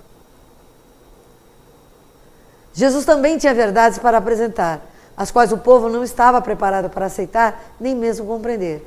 Este é outro motivo para que ele continuasse a ensinar em parábolas. Relacionando seu ensino com cenas da vida, da experiência ou da natureza, assegurava a atenção e impressionava os corações. Mais tarde, ao olharem os objetos que lhe haviam ilustrado os ensinos, lhe viriam as lembranças, palavras do Divino Mestre. Olha só, o que ela está falando aqui, talvez ela não tenha se apercebido da grandiosidade do que ela falou. Isso a psicologia só iria falar muito tempo mais tarde. A parábola conta uma história do cotidiano, e traz um ensinamento, normalmente moral, que transcende a história. Né? Então, quando você ouve a história, o reino de Deus é como um lavrador semeando a sua terra. Então, você imagina o semeador lá com as suas sementes, semeando a terra. E você vai seguindo as imagens que Jesus tá passando. E você fica ansioso para saber qual é o final da história. Psicologicamente, qual é o trajeto desse tipo de conhecimento? Quando você junta imagem e conhecimento e texto, você faz com que os dois lados do teu cérebro trabalhem juntos, em harmonia. E fica mais fácil você guardar esse ensinamento na tua memória. Na hora que acontece alguma coisa que tem a ver, por menos que você tenha entendido o ensinamento, acontece alguma coisa que faz lembrar aquilo, a história vem para você e fala, eu já ouvi isso. Né? Então, a história do semeador, né? Que vai semear a semente da verdade, a semente dele em vários terrenos, até que ele acerta um terreno onde as sementes podem romper, morrer e criar raízes. Aí ele mostra aqueles que, quando bate na terra, na pedra, a pedra é dura, não dá para ter raiz. Ou bate na terra pobre, a terra pobre não tem alimento, não tem onde buscar fé, não tem desenvolvimento espiritual nenhum ainda, para que aquele conhecimento possa criar raiz. Então não cria. Quem tiver olhos para ver, tenha. Quem tiver ouvidos para ouvir, ouça. Então é preciso que a gente prepare o nosso terreno, o nosso coração, o nosso espírito, para receber os ensinamentos de Jesus. Por isso a necessidade de orar, por isso a necessidade de fazer a caridade, por isso a necessidade de trabalhar o ensinamento de Jesus, por isso a necessidade de buscar o conhecimento. Porque a gente é pequenininho, gente. É pequenininho. Ignorante pra caramba ainda. Muito ignorante. Infelizmente. As mentes que estavam abertas para o ensinamento do plano espiritual foi cada vez mais desdobrada a significação dos ensinos do Mestre. Mistérios eram esclarecidos e aquilo que fora difícil de compreender se tornava evidente. Por quê? Porque esses seres que se abriam para o ensinamento se conectavam com seres superiores. E esses seres superiores intensificavam a condição de aprendizado desses irmãos. Jesus procurava um caminho para cada coração. Usando ilustrações várias, não só expunha a verdade em seus diversos aspectos, mas apelava também para os diferentes ouvintes. Despertava-lhes o interesse pelos quadros tirados do ambiente de sua vida diária. Ninguém que escutasse o Salvador podia sentir-se negligenciado nem esquecido. O mais humilde pecador ouvia em seus ensinos uma voz falar-lhe com simpatia e ternura. Então era uma história que cabia para todo mundo. Havia outro motivo ainda para ensinar por parábolas. Entre as multidões que o rodeavam, haviam sacerdotes e rabinos, escribas e anciãos, herodianos e maiorais, amantes do mundo, beatos, ambiciosos, que desejavam antes de tudo achar alguma acusação contra ele. Espiões seguiam-lhe os passos dia a dia, para apanhá-lo em alguma palavra que lhe causasse a condenação, e fizesse silenciar para sempre aquele que parecia tirar a si o mundo todo. Olha só. Então Jesus era perseguido desde criança. Jesus compreendia o caráter desses homens e apresentava a verdade de maneira tal que nada podiam achar que lhes desse a oportunidade de levar seu caso perante o Sinédrio. Ele deixava os caras tontos. Quanto mais eles ouviam, mais eles ficavam tontos. Em parábolas, ele censurava a hipocrisia e o procedimento ímpio daqueles que ocupavam altas posições e, em linguagem figurada, vestia a verdade de tão penetrante caráter que essas mesmas fossem apresentadas como acusações diretas, não dariam ouvidos às suas palavras e teriam dado fim rápido a seu ministério. Mas enquanto repelia os espias, expunha a palavra tão claramente que o erro era reconhecido e os sinceros lucravam com suas lições.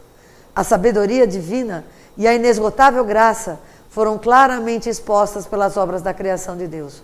Pela natureza e pelas experiências da vida, foram os homens ensinados a respeito de Deus, as suas coisas invisíveis desde a criação do mundo. Tanto o seu eterno poder como a sua divindade se entendem claramente, se veem pelas coisas que estão criadas. Isso já Paulo refletindo sobre as parábolas de Jesus. Então, exatamente isso que Jesus faz. Ele traz Deus para perto da gente. Ele traz o ensinamento de Deus, a sabedoria de Deus, a grandiosidade do Pai mais perto da gente. Pedindo só uma coisa, moçada, se transforma. Para de reclamar, se transforma e caminha. Cristo poderia ter desvendado aos homens as mais profundas verdades da ciência. Poderia ter revelado mistérios que têm exigido esforço e estudo de muitos séculos para penetrá-los. Poderia ter feito sugestões em ramos de ciência que dariam matéria para pensar e estímulo para invenção até o fim do tempo. Mas não fez. Não disse coisa alguma para satisfazer a curiosidade ou a ambição dos homens, abrindo portas à grandeza mundana. Não, ele desenvolveu o homem como espírito, como ser em evolução eterno. Foi esse que ele veio trazer evolução. Ele não tinha que mexer com ciência. Em todos os ensinamentos levava Jesus a mente do homem em contato com o Pai. O mais perto que nós podemos chegar, pela nossa falta de grandiosidade, pela nossa falta de conhecimento. É isso que impede a gente chegar mais perto. Não atraía a multidão para estudar teorias humanas sobre Deus e sua palavra ou obras. Ensinava-os a contemplá-lo, manifestado em suas obras, palavras e providências.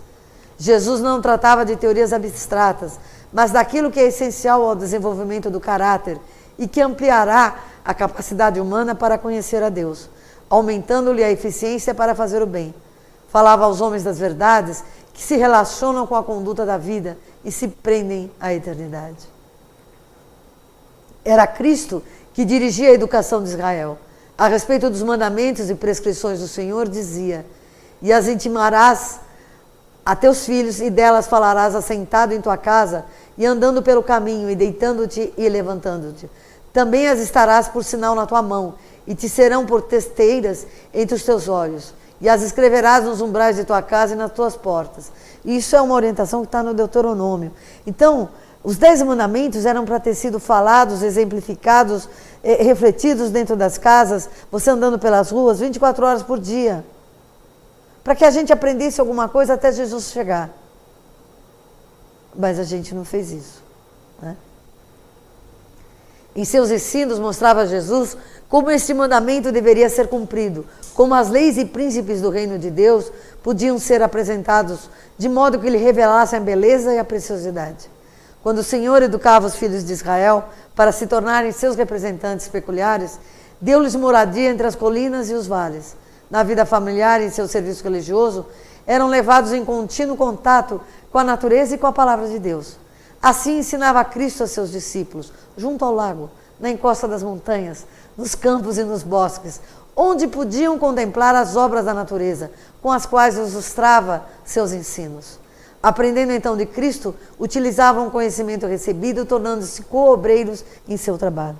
Então, só se a gente aprender o ensinamento de Jesus, se a gente conseguir ver na natureza a grande obra do Criador, a grande manifestação das leis de Deus, e a gente enxergar cada ser vivente como nosso irmão, criatura e criado pelo mesmo Pai, aí sim a gente vai conseguir chegar mais perto de Jesus e de Deus. Só aí. O propósito de Cristo no ensino por parábolas e o propósito do sábado são os mesmos. Deus deu aos homens o memorial de seu poder criador para que o discernissem nas obras de suas mãos. O sábado convida-nos a contemplar nas obras criadas a glória do Criador. Por desejar Jesus que assim fizéssemos, foi que envolveu as suas preciosas lições com a beleza das coisas naturais. Mais do que em qualquer outro dia, devemos, no santo dia de descanso, estudar as mensagens que Deus para nós escreveu na natureza. Devemos estudar as parábolas do Salvador, onde Ele as pronunciou, nos campos e prados, sob céu aberto, entre a relva e as flores. À medida que penetramos no seio da natureza, Cristo nos torna real a sua presença e nos fala ao coração de sua paz e amor. O Laércio mandou hoje pra gente um bate-papo que passou num seminário espírita, não observei exatamente aonde, e tem uma fala do Haroldo. O Haroldo fala 6 minutos, se eu não me engano. E o que estava presidindo o debate começa a falar sobre o livro Brasil, Coração do Mundo, Pátria do Evangelho. E ele coloca para os debatedores: vocês acham que realmente o Brasil é o coração do mundo e pátria do Evangelho? E o Haroldo pega. O Haroldo tem palestras fantásticas sobre isso. E ele começa a falar. Né? E ele fala, né? Quando o rapaz começa a apresentar o tema, ele fala que dentro do espiritismo, menos de 11% dos espíritas dedica parte do seu tempo para praticar a caridade. Ele não perguntou nem estudo, hein? Caridade. Quem é que levanta a manga e vai praticar o Evangelho de Jesus? Menos de 11%. Nós estamos mal. Não estou falando só em termos de espiritismo. Nós estamos mal como humanidade. Então, se nós não temos tempo de praticar a caridade, nós temos tempo para quê? Para ir na festa você tem, para ir no cinema você tem, para beber sua cerveja você tem, para fazer fofoca você tem, para falar mal dos outros você tem, para escutar um monte de coisa que não te leva a lugar nenhum você tem, mas para praticar a caridade você não tem? Estranho, né? Quer dizer, fala. Eu ia falar que as pessoas acham que para fazer caridade elas precisam fazer uma obra grandiosa, não necessariamente. Não necessariamente, a de caridade... repente, você dá um pão para uma pessoa que está com fome, você dá uma blusa para uma pessoa que está com frio. Menos ainda. Você dá um copo de água. Você dá um ouvido. Um ouvido para quem precisa falar. Para quem precisa. Para um amigo que não está bem. Isso é caridade, gente. As pessoas pensam que é alguma coisa grandiosa. Não é. Pode ser uma coisa grandiosa. Mas se você tiver grandiosidade para tanto. Quer dizer, vê a obra do Divaldo na Grande Salvador. É uma cidade. 5.000 trabalhadores diários vão à Mansão do Caminho. Tanto trabalho que tem. Porque tem escola para as crianças, tem orfanato para quem não tem papai e mamãe, tem um asilo para os velhinhos tomam conta dos órfãos. Tem assistência, tem clínica médica para receber as pessoas doentes. Enfim, tem uma série de trabalhos. Ele começou isso grandioso? Não, ele começou isso pequenininho. Ele começou pegando os órfãos e criando um asilo. Falou, vou dar um objeto para que os velhinhos tenham um objetivo na vida. Cuidar daqueles que estão chegando. E ali ele deu utilidade para os dois. É uma coisa simples. E ele, né, nesse processo, já, como é que chama? Adotou mais de 4.000 crianças, que levam o nome dele como pai, na sua certidão de nascimento. Porque nem certidão de nascimento essas crianças tinham. Dá para fazer um trabalho grandioso? Dá. Desde que você tenha grandiosidade e objetivo para isso. Né? E Divaldo se propôs a isso. Veja o trabalho que o Chico realizou, e realiza hoje na espiritualidade. Veja o trabalho que ele nos deixou. Mas começa pequenininho. Começa ajudando aqueles que você tem dificuldade em casa. Começa ajudando aquele que te procura na rua te pedindo ajuda. Começa a escutar o amigo que está com problema. Né? Tira a tua roupa de frio e dá para aquele que está morrendo de frio. Você imagina, nós estamos enfrentando já quase um inverno no próprio outono. Imagina quantas pessoas que não têm para onde ir. Quantas pessoas estão se agasalhando com um jornal? Isso não é vida, gente. Desculpa. Ah, não, mas isso é lei do karma. Não importa. Não importa se essas pessoas estão passando por isso porque fizeram qualquer coisa no passado. Não me cabe o julgamento. Me cabe a ajuda. Isso me cabe. O julgamento só cabe a Deus. Lembre-se que Paulo falava, quem sou eu para julgar alguém? Porque fazendo o que eu fiz, o próprio Jesus se manifestou a mim e me perdoa. Quem sou eu para não perdoar? Então, gente, a nossa humanidade está perdendo o sentido da palavra humanidade, né? Muito mais da palavra amor. Nós estamos nos esquecendo um dos outros. É rede social, é internet, é não sei o que, é não sei o que lá.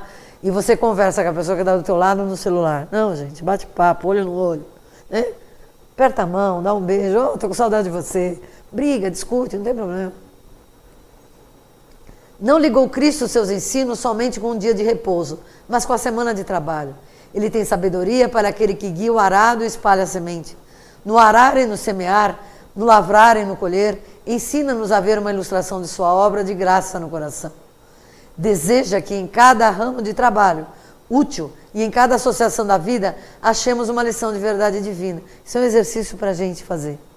Achar em cada manifestação da tua vida o jeitinho de Jesus, a manifestação de Jesus, a manifestação do Pai.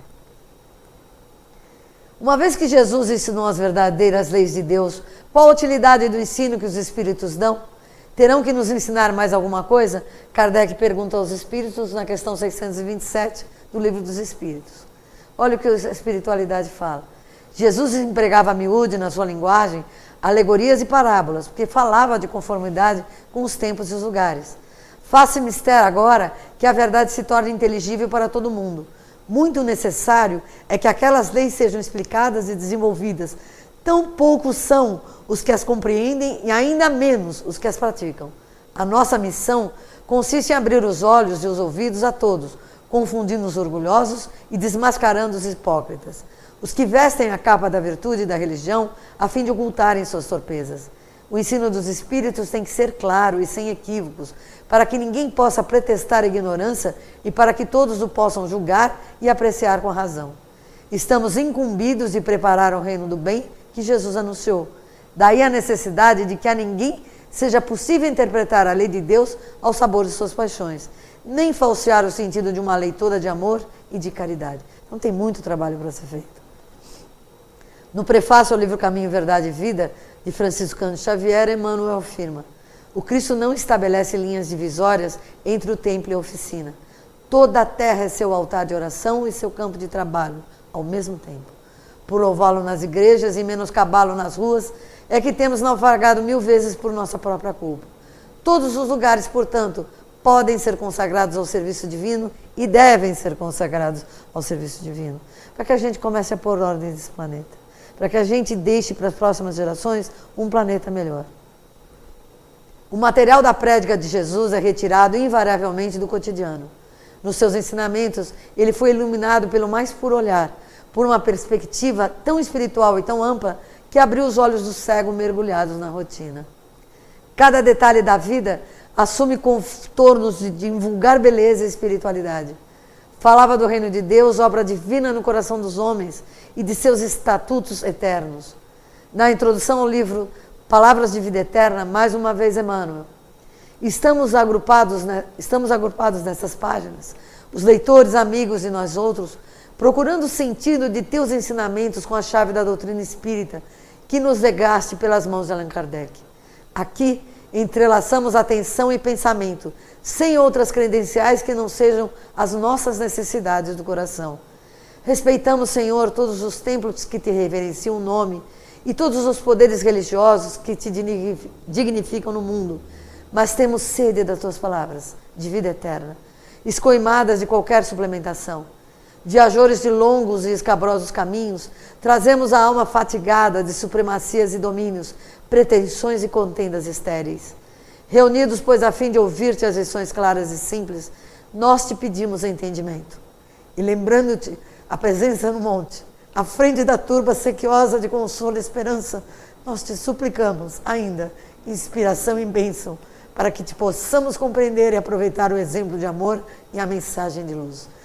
Olha a oração que o ser de tamanha grandiosidade faz, pedindo a Jesus orientação para que ele fale das passagens dele, para nos evangelizar. Com o conhecimento que esse ser tem. Imagina a gente que nós temos que pedir, que nós temos que implorar, né?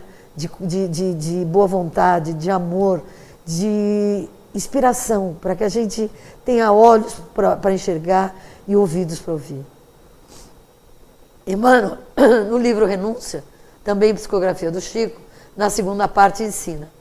Chegamos à conclusão de que o Evangelho, em sua expressão total, é um vasto caminho ascensional, cujo fim não poderemos atingir legitimamente sem conhecimento e aplicação de todos os detalhes. Muitos estudiosos presumem haver alcançado o termo da lição do Mestre com uma simples leitura vagamente raciocinada. Isso, contudo, é erro grave. A mensagem do Cristo precisa ser conhecida, meditada, sentida e vivida. Esse é Emmanuel. Há entre os estudiosos uma discussão de quantas parábolas falou Jesus. Isso depende também, às vezes, das traduções bíblicas que a gente pega. Aqui eu peguei a lista mais completa das parábolas de Jesus. Então, eu não sei onde está. Então, pega esses quadrinhos. Estão aqui listadas todas. Tá?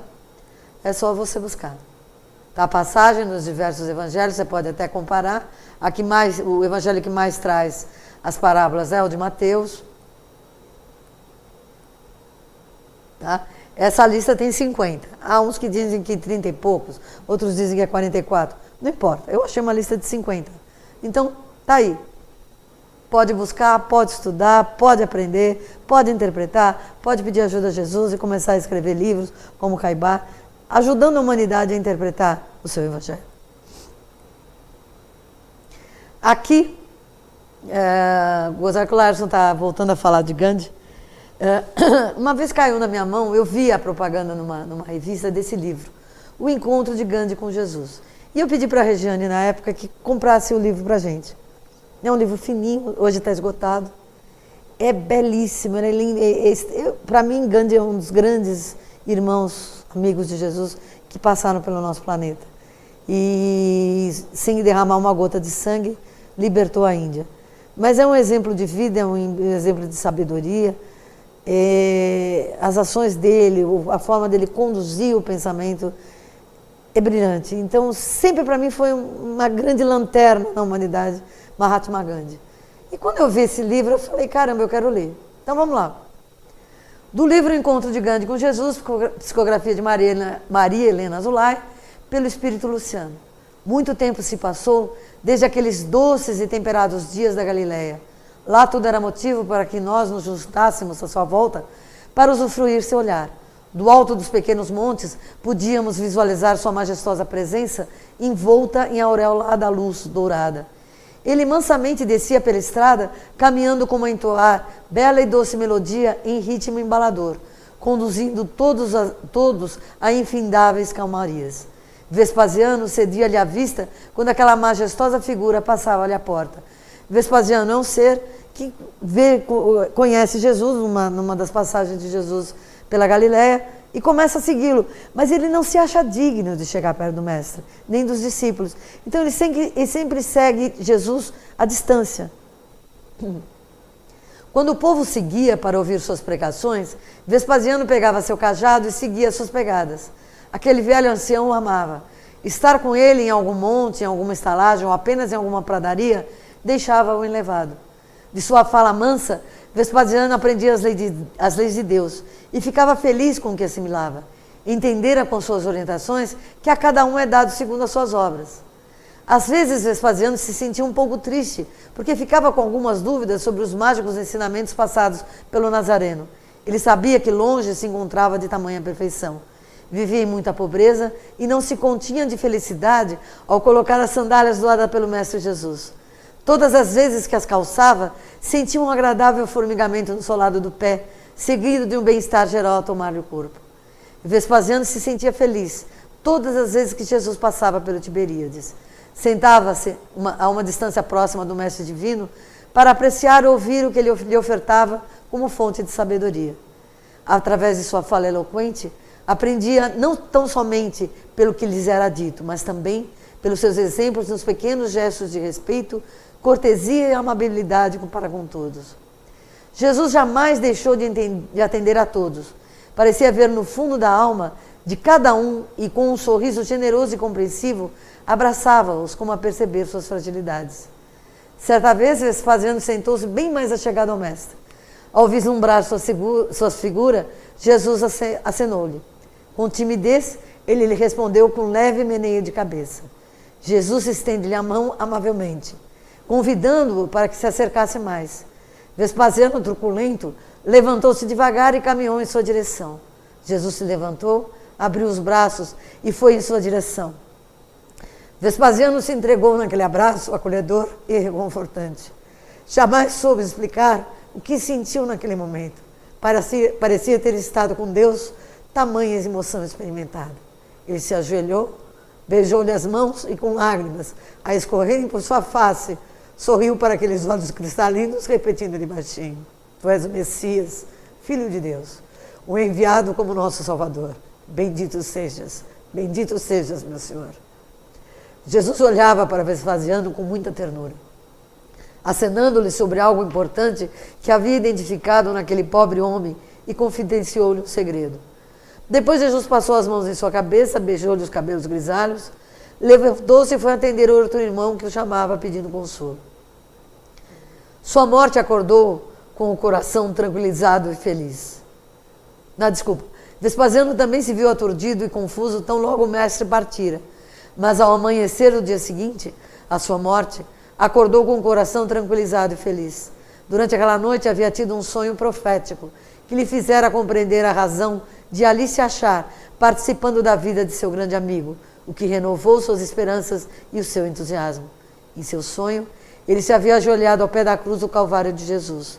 Ao olhar para cima, viu o mestre transfigurado em uma estrela radiosa com belíssimas asas de anjo. Então Vespasiano ouviu a voz do mestre a lhe dizer: Amigo querido, conto contigo para que a minha mensagem de amor seja fortalecida nos corações do povo que habita esse globo. Agora não te farás conhecido no mundo da matéria, porque a ação benemérita deve ser realizada no devido tempo. Este acordo eu faço contigo também em secreto, porque assim é que apraz ao nosso Deus, nosso Jeová. Tua tarefa será grandiosa, pois nas terras distantes desses nossos irmãos, construirás, amparado por falanges de espíritos do bem, uma nação em que o teu exemplo de conduta reta, digna e pacífica retumbará em todas as eras do porvir. Deus estará contigo. Serás o pacificador das terras do futuro, onde se erguerá uma nação fortalecida pelo poder da não-violência. Morrerás semelhante à forma da qual ocorreu comigo, pela mão do oponente, que sem piedade far-te-á retornar às esferas da luz. Que a paz que Deus me dá permaneça vibrando em ti hoje e sempre, pois é pela paz que um dia levarás o meu amor ao mundo sofredor. Deus te abençoe, amigo. Dignifica-te, amigo, para que ao ressurgires no futuro, o mundo veja em ti o meu apóstolo pacificador. Eu te amo, Mahatma Gandhi, apóstolo da paz. Gandhi foi líder espiritual e pacifista indiano. Nasceu na cidade de Bombay em 1869, onde foi educado. Quando adulto, estudou em Londres, onde cursou Direito, formando-se advogado. Voltou a Bombay e tornou-se membro do Supremo Tribunal. Lutou pela paz entre indianos e muçulmanos, tendo sido uma das principais figuras no processo de independência da Índia, sem derramar uma gota de sangue inglês. Defendeu a criação de um Estado autônomo na Índia, ideal que lhe custou condenações e prisões várias vezes pelos britânicos. Era contra a violência, defendendo as formas pacíficas de protesto, como greves, passeatas, retiro espiritual e jejum.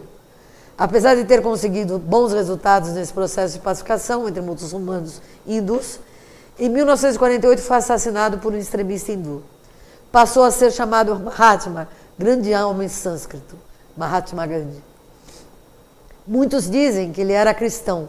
Ele se autoproclamava hindu, muçulmano, cristão, judeu e budista, pois acreditava que todas as religiões levavam a Deus. Eis alguns pensamentos de Gandhi. Não conheço ninguém que tenha feito mais para a humanidade do que Jesus. De fato, não há nada de errado no cristianismo. O problema são vocês, cristãos. Vocês nem começaram a viver segundo seus próprios ensinamentos. A única maneira de castigar quem se ama é sofrer em seu lugar. Foi isso que Jesus fez. Amor e verdade são duas faces de Deus. A verdade é o fim, o amor o caminho. Orar não é pedir, orar é a respiração da alma. A fé é uma função do coração. Deve ser imposta pela razão. As duas coisas não são antagônicas, como pensam algumas pessoas. Quanto mais intensa a fé, mais profunda se torna a razão. Quando a fé se torna cega, inevitavelmente morre. A liberdade não tem qualquer valor, se não incluir a liberdade de errar. A primeira coisa, portanto, é dizer-vos a vós mesmos: não aceitarei mais o papel de escravo, não obedecerei às ordens só porque são a lei, porque desobedecerei sempre que estiver em conflito com a minha consciência. O vosso opressor poderá utilizar a violência para vos forçar a servi-lo. Direis a ele: não obedecerei nem por dinheiro nem por ameaça. Isso poderá trazer sofrimentos, mas vossa coragem acenderá a tocha da liberdade, que não mais poderá ser apagada. Você deverá ser a própria mudança que deseja ver no mundo. O fraco nunca pode perdoar. Perdão é um atributo dos fortes. Minha vida é minha mensagem. Qualquer semelhança é mera coincidência. O Sermão da Montanha e Gandhi. Essa é uma das palavras, das frases mais famosas de Gandhi. Se toda a literatura ocidental se perdesse e restasse apenas o Sermão da Montanha, nada se teria perdido. Gandhi diz que o Sermão da Montanha é o mais belo texto sobre a moral humana. Que só restasse aquilo, se a gente interpretasse e seguisse aquilo, nós seríamos grandes homens. Né? Todo o conhecimento retornaria à Terra. Mas o que a gente faz? Absolutamente nada. Hoje, a seu pedido e com a autorização de Jesus, Ele cuida da recuperação num planeta que não vale a pena saber qual. Ele trata da orientação espiritual do espírito que foi Hitler, que está num processo de recuperação fantástico, né? Recebendo toda a orientação e toda a misericórdia e consolo necessário para encarar tudo aquilo que ele fez e retomar seu crescimento junto com Cristo. Né? Então essa é a grande obra de Gandhi hoje. Legado ético e moral do Cristo. E o Verbo se fez carne e habitou entre nós e vimos a sua glória como a glória do unigênito do Pai, cheio de graça e de verdade. E todos nós recebemos também da sua plenitude e graça por graça, porque a lei foi dada por Moisés. A graça e a verdade vieram por Jesus. Deus nunca foi visto por alguém. O Filho unigênito que está no seio do Pai, esse o revelou. E esse foi o que trouxe as parábolas para nós. E esse foi o que trouxe o Sermão da Montanha, trouxe a Boa Nova e trouxe tanto ensinamento para a gente. Pedro e seus companheiros vivenciam o amor e praticam a caridade na casa do caminho. Logo depois que Jesus desencarna, nos arredores de Jerusalém, a gente não sabe exatamente a localização, Pedro funda, junto com os discípulos, a primeira casa do caminho. E lá Maria trabalha também. E tem uma passagem, aí agora me falha a memória, eu não sei se foi lá ou se já foi em Éfeso. Ela recebe uma família de pai, mãe e 2 ou 3 filhos com lepra. E Maria trata da família e cura a lepra. Porque Maria passa a ser a médium de Jesus depois do seu desencarne. E quando a família deixa a casa do caminho e vai voltar a cuidar da vida, que a família sai, os pais na frente, o menino mais novo parou, virou, olhou para Maria e falou: Santa Casa de Misericórdia. E aí que nasce o termo Santa Casa de Misericórdia. Depois Maria vai a Éfeso e retoma esse trabalho também em Éfeso. A casa dela é preservada até hoje, lá também ela fez curas, ensinou os discípulos, enfim. Continuou o trabalho por mais 33 anos depois da partida de Jesus. Em nenhum momento parou para chorar. Em nenhum momento deixou de realizar a obra de seu filho. A gente reclama que partiu não sei quem, ela perdeu o filho, injustamente. Ela viu seu filho ser morto injustamente. Ela sentiu tristeza? Claro que sim. Ela chorou? Com certeza sim. Mas ela foi trabalhar. Ela foi trabalhar. Né? a gente arrasta. Paulo de Tarso dá-lhe consistência, traçando diretrizes de ordem comportamental aos gentios em suas epístolas, da quais destacamos esses preceitos. Não te deixeis vencer do mal, mas vence o mal com o bem. Todas as coisas são lícitas, mas nem todas me convêm. Todas são lícitas, mas nem todas edificam. Estou crucificado com Cristo. Logo, já não sou eu quem vive, mas o Cristo que vive em mim. Esse ser também é outro que é fantástico. Eu sou simplesmente apaixonada nesse ser. Com o tempo e predomínio da igreja, a ética cristã foi sendo adaptada às concepções da teologia e o comportamento humano, influenciado pelo temor a Deus, pela crença no pecado, nas penas eternas, em que a salvação da alma era condicionada à submissão aos dogmas e sacramentos ou à fé em Cristo. O Espiritismo, aliando a fé e a razão, e pelo seu caráter educativo, leva o homem à mudança positiva de seu comportamento, diz Kardec. Reconhece-se o verdadeiro espírita pela sua transformação moral e pelos esforços que emprega para domar as suas inclinações más. Reforça Emmanuel. Jesus convida o amor. Kardec impele a caridade. Jesus acorda o sentimento. Kardec desperta a razão. Jesus constrói. Kardec consolida. É isso, gente. Tem alguma pergunta? Então, eu só posso voltar a convidar vocês. Não percam mais a oportunidade de seguir esse mestre. Não percam a oportunidade de praticar a caridade. Seja, dá de comer a quem tem fome, dá de comer para um animal faminto no meio da rua. Né? Ajudar uma pessoa a subir uma escada, ajudar, servir um copo de água na casa de oração. Não perca a oportunidade, é isso que nos transforma. É isso que nos devolve a humanidade, nos devolve o amor aos corações. Né? Então, vamos agradecer mais uma vez a Jesus por essa oportunidade bendita de aprendizado. Te agradeço, mestre, pela ajuda dos nossos mentores individuais, dos mentores desta casa, dos mentores do curso, Dr. Adolfo, Dr. William, Senhor X, Padre Zé Maria, e a tantos outros irmãos que nós não sabemos nem o nome, mas que nos intuem, nos ajudam, nos amparam para vencer as dificuldades, que nos fazem melhores para que possamos estar aqui e termos a ousadia de falar sobre o teu ensinamento. Mestre amado, nós aprendemos muito mais do que qualquer um. A cada ano, parece que zilhões de escamas caem de nossas almas e se abre o nosso pensamento para um aprendizado maior, para uma compreensão do teu amor e da tua misericórdia cada vez maior. Senhor Jesus, nós te agradecemos.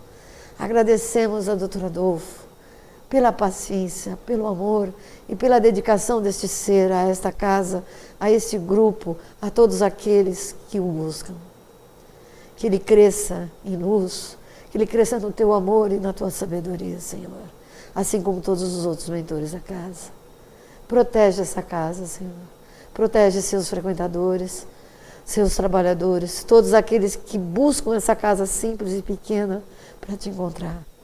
Nós queremos trabalhar em teu nome, mas somos muito ignorantes. Precisamos da tua misericórdia e do teu amor.